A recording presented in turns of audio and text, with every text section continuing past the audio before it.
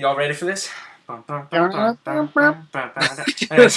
Hi guys, we're Second Perspective. My name is Paul Weston. Over there is Mitchell Allen. And today we're going to be doing a QQ discussion on Blue Ruin. It was directed by Jeremy... Ooh, I don't know how to pronounce his name. Solomon? Jeremy Saulnier. Saulnier. Yeah. Alright. And if you haven't seen the film, this is where we actually talk about the film at length. So if you haven't, I generally put in, what is it called, an annotation over Mitch's face over there saying, hey, go watch the review instead. But if you have, then wonderful, you're in the right spot if you've seen the film, I mean. So let's just get straight to it. As you can tell by the title, we found it really interesting how this film used the protagonist failing as a key sort of plot mechanic. Mm-hmm. And essentially, like, very briefly, what we mean by that is that with a lot of films, most stories in general, whether it be film or TV, is that the protagonist is given an obstacle, the character goes, ha, and then, might struggle for a little bit, but ultimately comes up with a solution, and then moves on to the next the next obstacle, and so on and so forth. But with this film, often what happens to Dwight is like, okay, he needs to go and find a way to kill this guy. So he's like, alright, I'm gonna go to a store. He walks in, he looks at the gun, he's like, ooh, I want that. I have $15. That doesn't work so well. Looks at the camera being like, probably shouldn't steal it. Hey, you got stamps? Right? And then so he goes, okay, now I gotta steal a gun. So he finally does that, goes, breaks into a guy's car, steals the gun. He's like, yeah, I got it. Opens it, there's a gun lock. Right? So it's just... And then he gets to the point where he just ends up having to use this rusty knife. And because he tries to use this knife, he gets choked around the neck, loses his keys when he tries to go to the limo, to his own car. But, before he does that, he stabs the wheel and it cuts his own hand.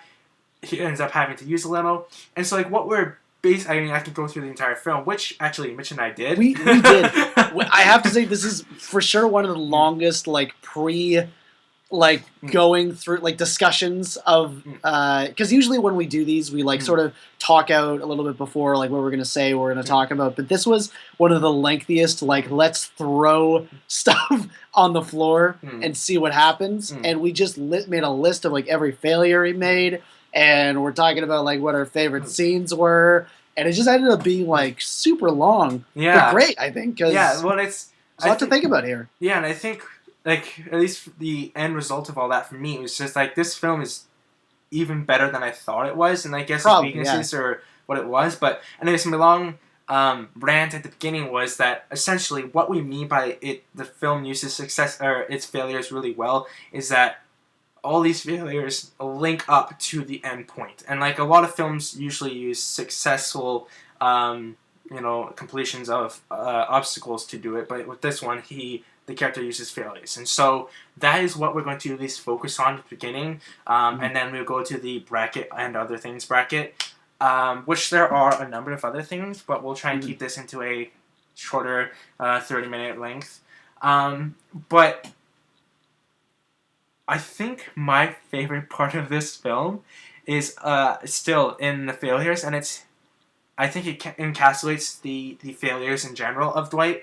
And it's when he gets shot with the arrow, and then he goes to he does his whole MacGyver thing. He figures a way to cut the arrow. Yeah, no, but I know what you're going to say. It's the scene before, right? Right, yeah. He goes to the convenience store or whatever it is. Yeah. He goes to the pharmacy. He gets all these things.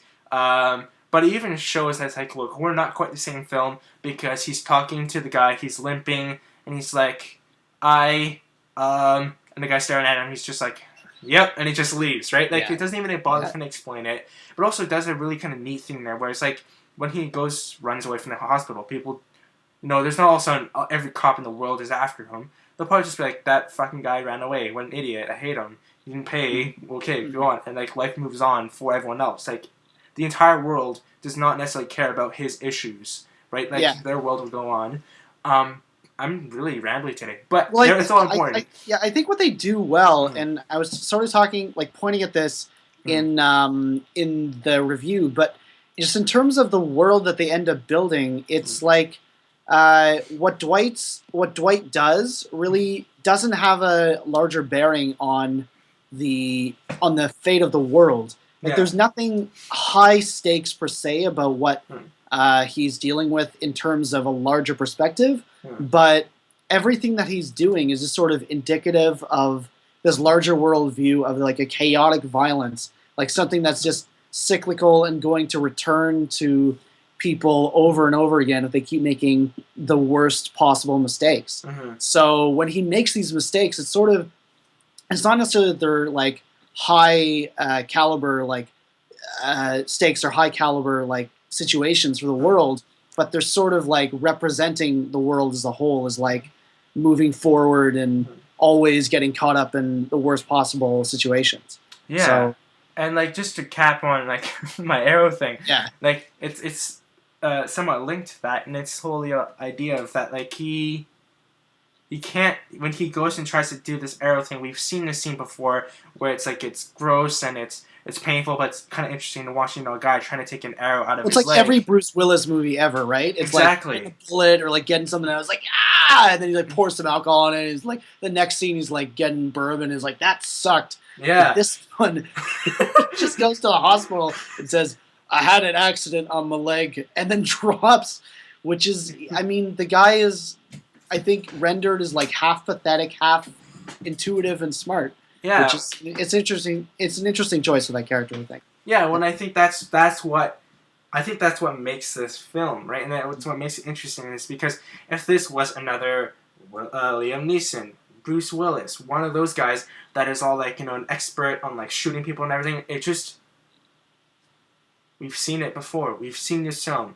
Right, it would be very also generic, but like that, I think is where it found its niche. Is that it found it in its clumsy, strange, failure-making protagonist. Right, like that is what makes this film, and like that's, I think it's really kind of it's a good example of like for genre films where it's like, yeah, we can't always make these grand, huge themes and stuff like that. With places like, or films like, The Dark Knight Rises, where like it's got these huge, massive themes and like having people all this stuff. Whereas like, because this is a smaller film, you can find ways of doing an interesting film where you take a genre like this or whatever, and you just tilt or alter one very particular thing, but do it in a very, but like arc it through your entire film, right? Like I talked to Nathan, the guy that also does QQ, right?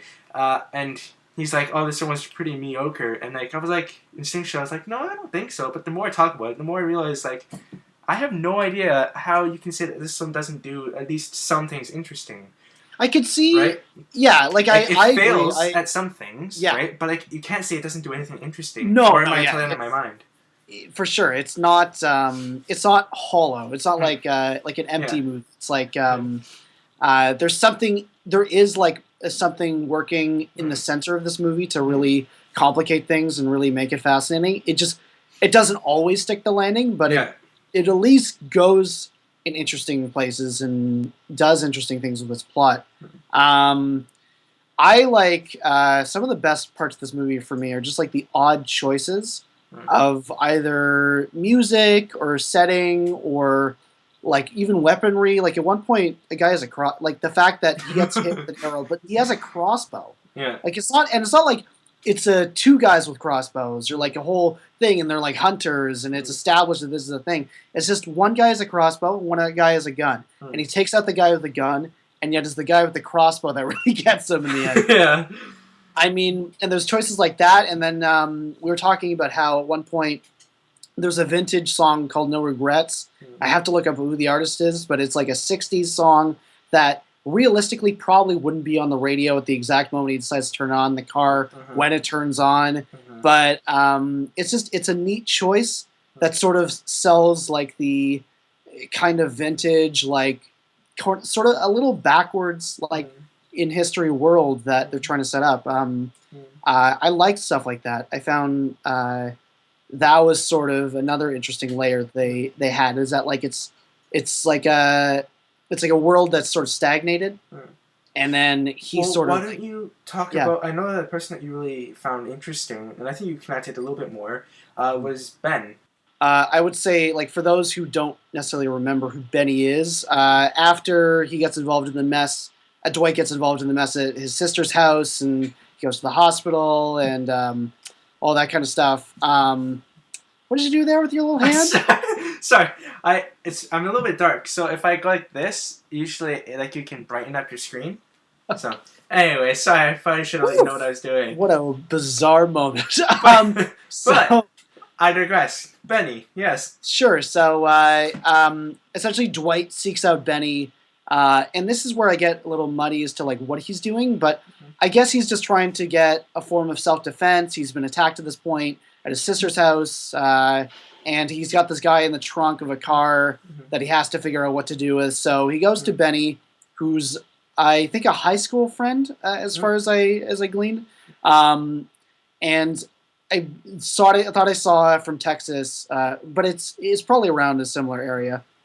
So he goes to Benny, and Benny is this guy who he thinks is actually in a band. Like from what he hears, like in a band, he's like a front man or something, and he's like, "What about Benny? Is he in the band?" This like goth girl who's like in the back, and she's like, "No, he's on the soundboard." And so it's this guy who like presumably he's in the bar. No, but he's in. I swear that he's like working a soundboard for a show, isn't he? No, he's a bartender. Isn't really? He? I'm Do we not positive. remember this? I'm pretty sure. I thought he like goes to see like a band at some point. But it's in a bar. Oh, and then he's in a okay. Because I'm pretty sure Like I do think this is thematically relevant, so like we can stay on this for a moment. Like that's just another example of like the Dwight doing something. It's not totally correct, but I'm pretty sure how it goes is he goes, "Is Benny around? Benny in the band?" He doesn't even go like, "Is Benny in the band?" He goes like, "I'm assuming Benny's in the band." He thinks that he's already in the band. Yeah. Right, and then she goes, "No, he works at the bar." Oh, okay. I thought maybe I heard board, and maybe I thought he said soundboard, but and I'll tell you, subtitles rule the world. God, I love that Netflix has subtitles, man. I'm so deaf. I'm so glad they have them.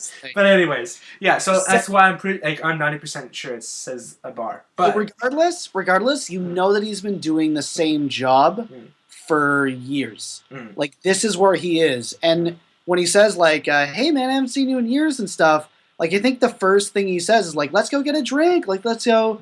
Like he's just desperate for attention, right? I'm reminded there's a scene on Better Call Saul that's very similar. Don't ruin too much. I've been told it's fantastic. But there's a similar sort of thing that happens. But anyway, so this guy takes him back to his place, which is like this little cabin in the woods, literally, and he's got like a lot of land, 16 acres he mentions at some point, and he's got like, you know, guns and a microwave and like a few pictures, and that is about it. And it's remarkable that in a way like that's how Dwight could have ended up too. That Dwight obviously has a very tragic backstory with his parents dying, and obviously a ton of misfortune, possibly some mental illness that led to him being homeless. Who knows, right? But he also could have ended up just staying alone, honing some shooting skills, and that's what Benny is. I think he's just a sort of a relic of that time, and at some point I almost wondered, like, is Dwight, or could Dwight just end up hanging out with Benny for the rest of his life in this little cabin once Benny ends up shooting this other guy in the trunk in the face? Really, there's no reason why someone would have to come after both of them. Like, yes, presumably it's true. Like, he'd want to protect his friend and his sister and make sure that they're safe. But if he hid out, it would kind of be a singular sort of like quiet existence. And then Benny is, I think, almost tempting him with that. I think he wants him to stay with him and be with him. And then Dwight at some point just goes, "I gotta go and burn the photograph, and I got to get out of here and sort stuff out." And I do think with that is that like I think that's a really interesting idea, and I think that maybe from like bits and pieces, I think it's more of a like you taking a few ideas that like it could have been there, and it's a little bit, tiny bit there, but like I don't think it fleshed out as much as it could have, and I think that would have just been. I think that would have been a really interesting element that could have also sort of fleshed out, right? And like this is exactly what I mean. It's like thematically, it didn't sort of hone in on these particular moments of like, okay, violence is terrible, but like, what are the peripheral aspects of it? What does it make us do or want us to do, or what? How does it really change our lives other than make more violence? Because we've seen that before, right? Right. But is the movie so then I guess it's true like I kept saying that it wasn't thematically as cohesive, but I think it's more that it has two separate themes that don't really clash as well as they could. Like Mm. is it about familial obligation and like trying to stay true to the people that you really care about? Mm. Like that's why at the end of the day Big Wade doesn't go to jail because Little Wade decides to cover for him. Yeah. And also why he has to save his sister is that he's sort of obligated to the people that he cares about. Well, So like, is that what causes the violence, or is the violence just chaos that would have happened anyway because of the poor mistakes the humans make? And that's where I yeah. sort of got confused as to like what I was trying to say about everything. Well, I think the big thing is it's more.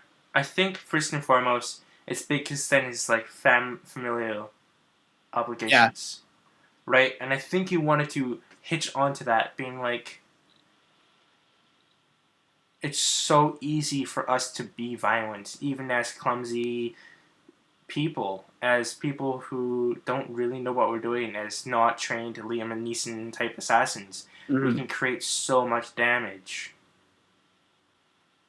But somewhere, somehow, it just doesn't quite link up, right? Well, I wanted like because there's. I will say right before you continue, sorry, I will say that I do think somewhere, somehow, those two things can be connected.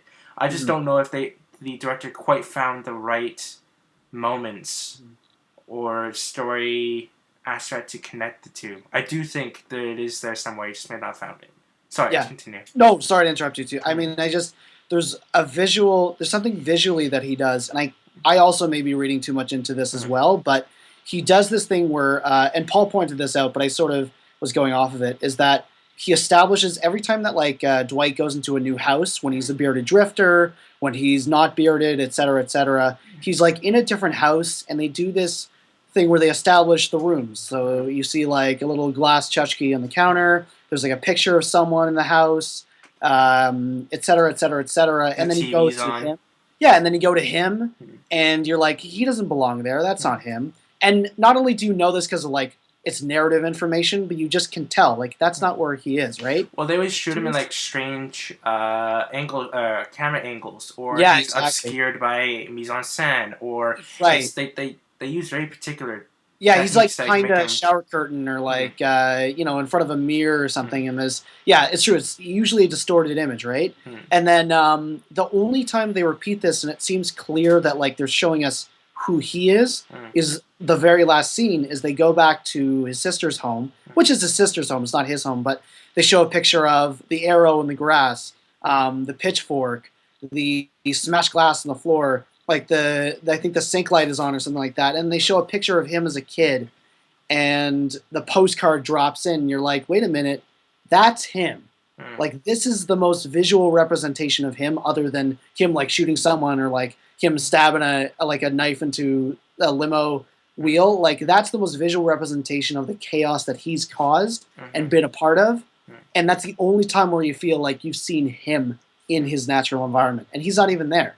So it's an odd moment that I think could get closer to like how family and how love sort of begets this like violent uprising over and over again. But I'm not sure if it's just again me parsing from what's there, or if it's something he's actually trying to communicate to us. Well, I do think I do think he's trying to communicate something like that to us, and it's just like right now it's like he's got the A and the Z, and like 3 to like 10 of the other letters in between. But it's sort of like trying to get there is a little bit like jagged, right? Well, let's let that be for now for a little bit. Sure. And why don't you explain to the audience something that I missed? And then you can explain a little bit to me, because I feel like it's pretty important. It has something to do with the family. And when you told me, you were kind of surprised that I did not catch that, as it's kind of important.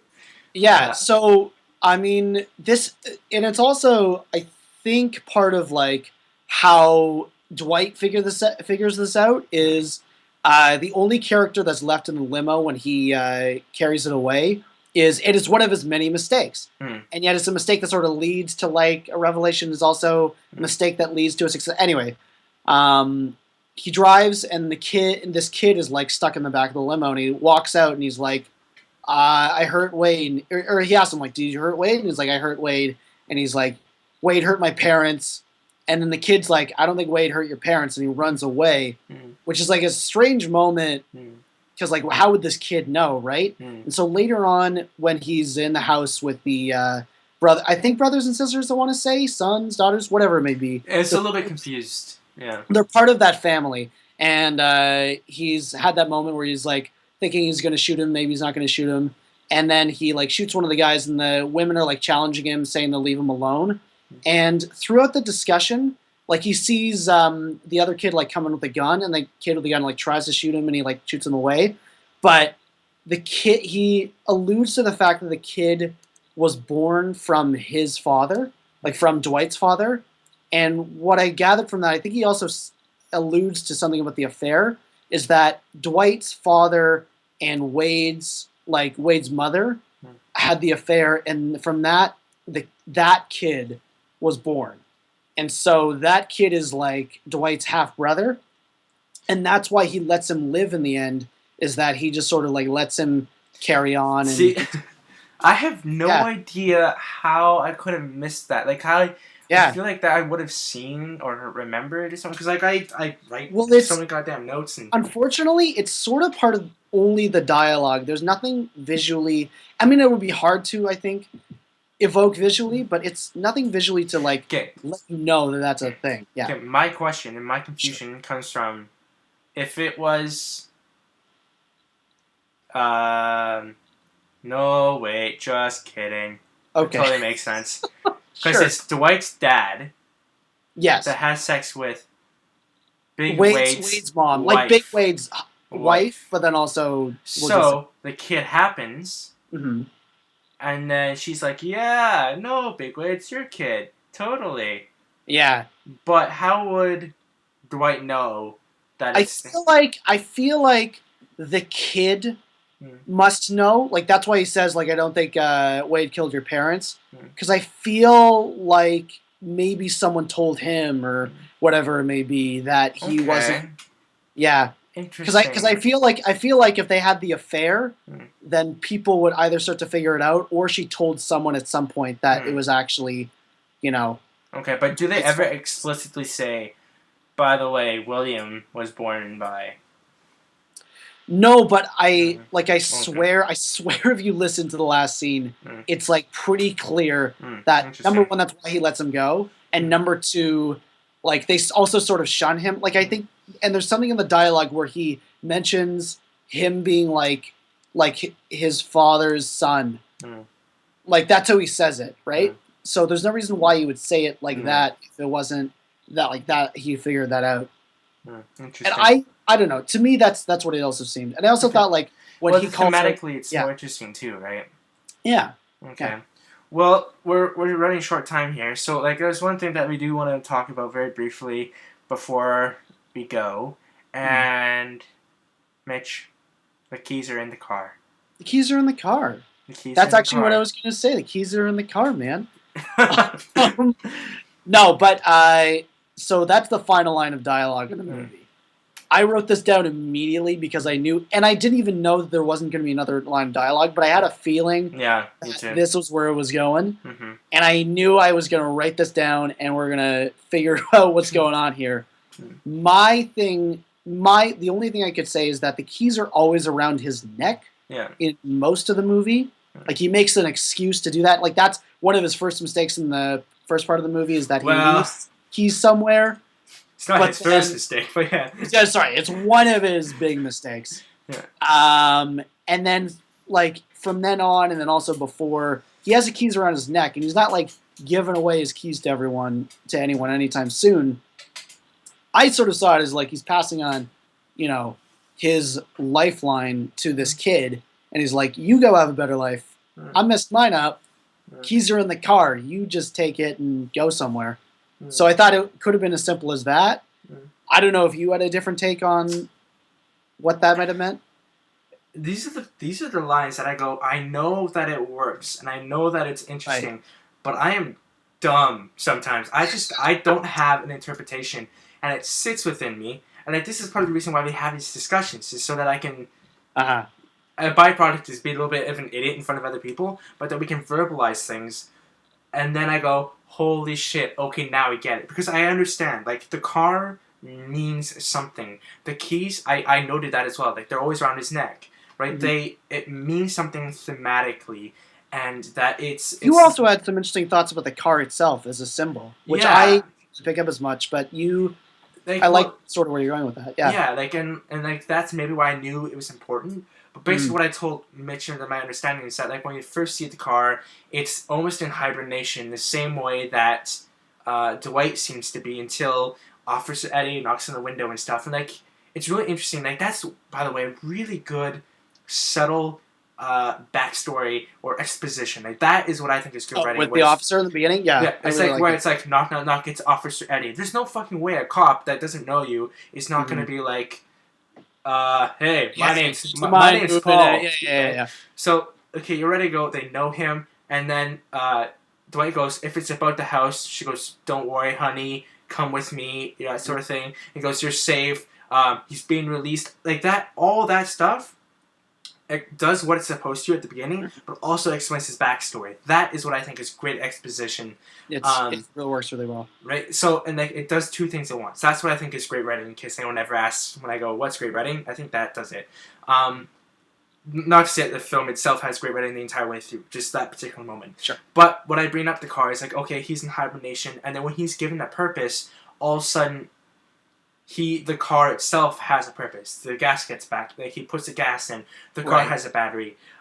When we first see him and he's like, cooking meat from the garbage, it's in shoddy shape. Like, the radio's kind of messy, the wheels are kind of messy, and then when we see him again with his beard being shaven, and he's sort of reunited with his car, like, it's pretty subtle, but the car is cleaned up, right? And it's, you can do it in a pragmatic level, on being like, oh, the people who took it probably like, this is fucking gross. We need to like clean some of this shit Yeah, out yeah, and yeah, stuff. yeah. But the car is also, like, Dwight and the car itself are clean as well, right? So it's just, I guess, in the same way that, like, with weather in Shakespearean plays are sort of like a pathetic fallacy, where it's like, if the story's in a stormy place and the weather will be, the car, not to like an extremely complex deep level does it, but it does hint at that at times, where the car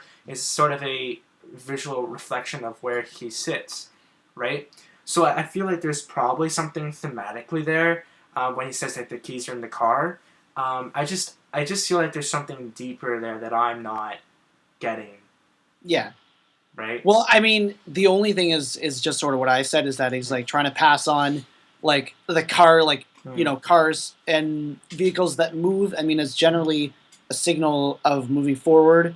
Like, most cars, don't default to reverse, Yeah. really. Or, I mean, I guess they're usually in park, if we're really getting technical about this. But if you're usually using a car, you're moving forward. And I just felt like if he's giving this kid a chance to move forward, and that's sort of part of what it is. He's like trying to stop this cyclical violence and this chaos. Actually, maybe it has. Yeah. It's like, this is a thing for me. It's like, it's not like, you can have the car now, or the car will keep you safe, or whatever. Mm-hmm. It's the keys are in the car, and I think for me, it's like, I've done what I can to end this cycle of violence. Please, it's in your court. Please try and. I think try, actually, I think I think you hit that pretty well. That makes sense to me. Please start the car, get it to go to a place where it doesn't, like, where this ends. But, and I think that's thematically interesting, but I don't know if it fits for the story, right? Because you spend so much time saying, like, this violence will always happen, right? And, like, I do have hesitations of like, okay, maybe how like him killing more people. Does this really solve the issue? And not only that, should you be telling people that ultimately this is how he fixes his issue? My one counter argument to my own argument, hey, do go for it, man. Is that like when William is told by his aunts and uncles or whatever is to like shoot him, he goes, "I don't want to," right? And the last image that we have of William is him throwing the gun into a bush, right? So my one argument to myself was saying like, it's not Dwight that solves the cycle of events. It's William, yeah. It's William, which is also interesting, but it's also kind of strange that like the person that I don't know. I mean, I just watched Place Beyond the Pines, which does some really interesting things that way too, and I loved the film. I gave it an A plus.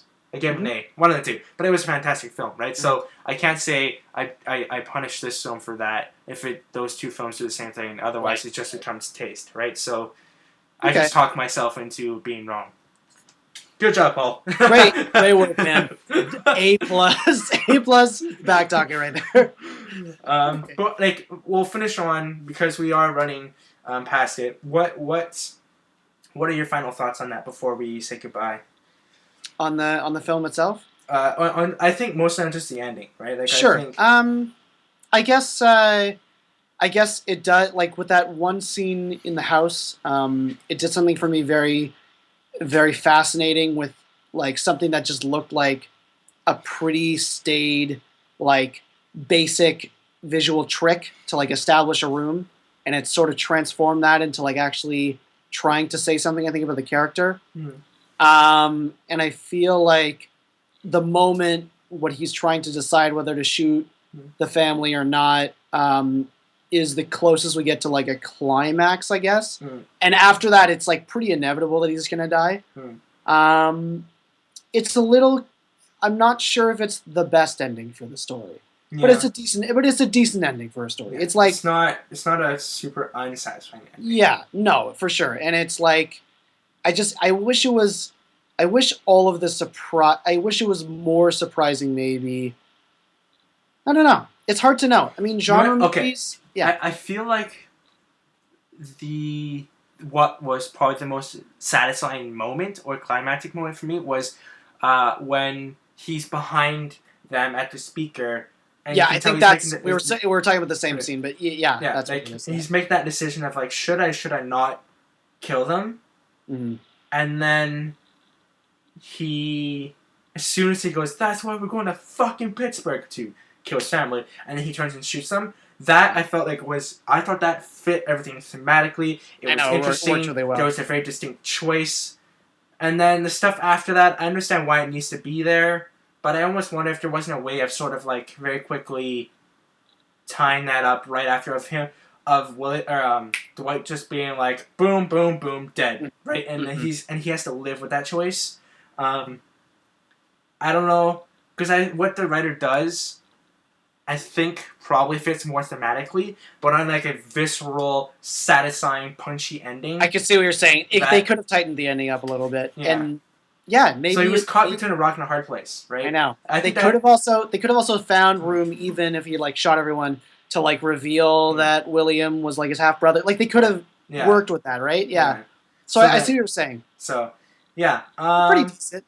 Yeah, but this movie has some amazing wide shots. I have to say, like some of the wide shots, I was like in awe. I was like very, because I think like the scene to scene coverage is like pretty good, and it's like got a nice little style. But some of the wide shots I thought were just gorgeous, and it's crazy to have to direct and shoot this thing. And so kudos to him for really getting some mileage out of his shots. I think. Well, I definitely am gonna watch his next films because he's definitely got talent. Apparently, Patrick Stewart plays a neo-Nazi in it. So well then, how could I not watch it? Yeah. Jeez. All right. Well, I think that's good. A good place to end.